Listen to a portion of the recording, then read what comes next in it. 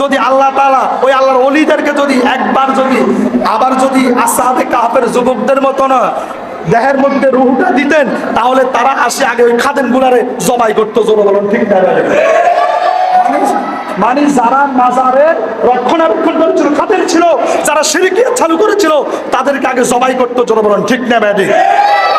আলা ইন্না আউলিয়া আল্লাহি লা খাউফুন আলাইহিম ওয়া লা হুম ইয়াহজানুন। ফের হাজির, আল্লাহর ওলি দুনিয়ার জমিনে আছে, ছিল, থাকবে। ওলি মানে আল্লাহর বন্ধু।